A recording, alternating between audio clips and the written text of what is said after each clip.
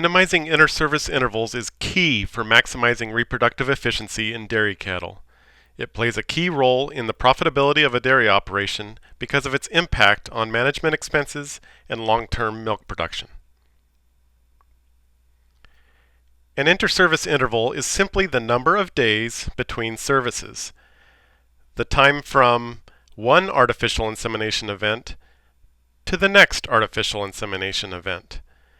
An interservice interval can be measured on an individual cow, but is most useful as a calculated average for the entire herd. The interservice interval might also be referred to as the interbreeding interval, reinsemination interval, or interval between services. The economic impact of interservice intervals becomes evident when evaluating a herd's pregnancy rate. Pregnancy rate is often considered the best single measurement of reproductive performance in a dairy herd and is simply defined as the percentage of eligible cows that become pregnant in a given time frame. It can be calculated by multiplying AI submission rate, SR, by conception rate, CR. Improving the pregnancy rate in a dairy herd has been clearly shown to increase profitability. According to an economic chart developed at the University of Wisconsin, each percentage point gain in pregnancy rate has an associated gain of $10 to $32 per cow per year. Interservice intervals become an important component of the pregnancy rate calculation after first insemination, impacting submission rate specifically. Let's look at an example. The pregnancy rate for a dairy herd with a 50% submission rate and a 30% conception rate is 15%, a number that certainly could be better. Looking specifically at the submission rate portion of the equation, there are two likely factors limiting the pregnancy rate for this herd. One is heat detection, and the other is a weak strategy for timely reinsemination of cows not caught in estrus right away. Maybe a few cows are being inseminated 3 weeks after first insemination, but others are going for a greater length of time before being diagnosed as not pregnant and reinseminated. Now let's look at this example herd a year later. Maybe they've made some improvements to the facilities to accommodate better estrus detection, or they've installed an activity monitoring system, or they're using more timed AI for some of the repeat breeders. Submission rate is now at 60%, a 10% improvement. With the same conception rate, the result is a 3% jump in pregnancy rate, which is estimated to be a gain of $66 per cow per year. Now, if they were able to bump these numbers up a bit further, a submission rate of 70% and conception rate of 40%, both of which are achievable, would make for a pregnancy rate of 28%, a 13% increase worth $215 per cow per year. Again, these numbers are achievable, but only if serious attention is given to the interservice intervals. Interservice intervals commonly average more than 40 days, but getting that number down, ideally below 40 days, will not only increase a herd pregnancy rate, but will decrease average days open and decrease calving intervals, something most herd managers are trying to accomplish. Regardless of what strategies are used for pregnancy diagnosis and reinsemination, there is an opportunity to catch open cows by heat detection during the 3 weeks following insemination. Every estrus detected that is followed with timely reinsemination will have a positive impact on lowering the average interservice interval for the herd. There is value even if heat detection isn't the primary reproductive strategy for the herd. So what can be done to boost heat detection? One option is to focus on training. For most operations, there are multiple people working around the cows, especially during the day. Each of them probably has a different level of understanding and responsibility when it comes to reproductive management, but with at least a basic level of training for how estrus is displayed in cows and how observation of estrus can be recorded, they can contribute to the reproductive management success. Maintain good animal identification. Have you ever heard someone say, "Hey, that black cow over there is in heat"?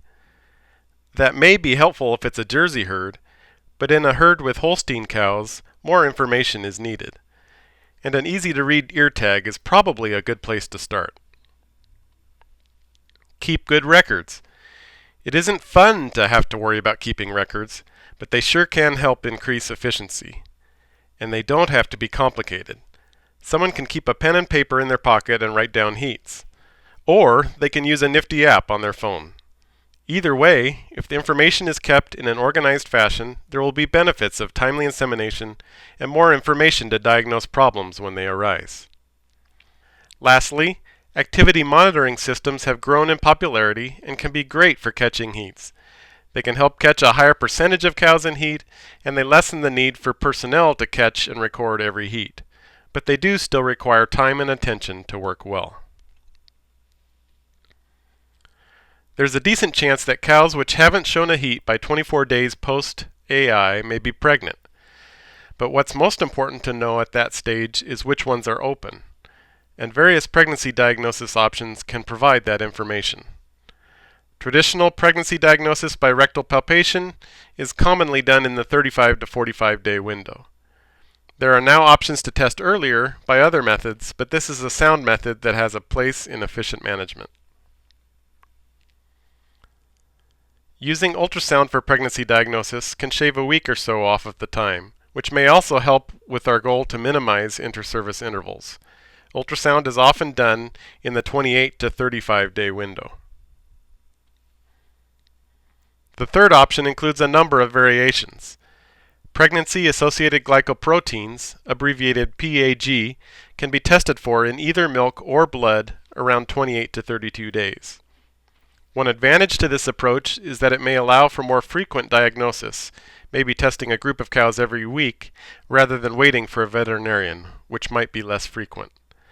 One disadvantage of early pregnancy diagnosis is that some cows may correctly test positive for pregnancy, but later lose that pregnancy, as a significant percentage of pregnancies are lost between 28 and 45 days. But negative pregnancy results mean the cow is open, and progress can be made towards timely reinsemination of those cows. Looking at the bigger rebreeding strategy, there are many possibilities. Hopefully, if practices are in place for good conception rates on the previous service, and some of the open cows are caught in estrus 17 to 24 days later and inseminated, there won't be a large percentage of cows to deal with later. If day 32 is a target for pregnancy diagnosis, or setting up open cows for timed AI, it is possible to get a jump start by giving GnRH on day 25. GnRH doesn't have any negative effects on pregnancy, but it is the first treatment for a standard OVSync timed AI protocol. A week's time can be gained with this strategy. On day 28, it is possible to start diagnosing for pregnancy. If a PAG test is used, that allows 4 days to get results before day 32, which is a common target for pregnancy diagnosis and initiating timed AI protocols for open cows. On day 39, any of the common pregnancy diagnosis options can be used, but the number of days open is adding up quickly. These strategies are often best visualized working them out on a calendar. For this example, cows could either be checked for pregnancy by a PAG test on day 28 or by ultrasound on day 32.